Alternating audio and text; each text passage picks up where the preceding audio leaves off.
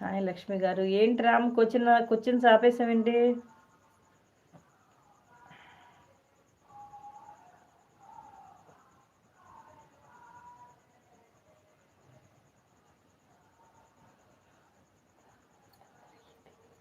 బృందావనమది అందరిదే, గోవిందుడు అందరి వాడేలే.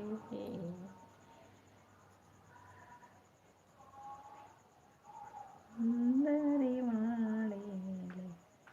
ఎందుకెరా ఈ సునసూయలు, అందములందరి ఆనందములే.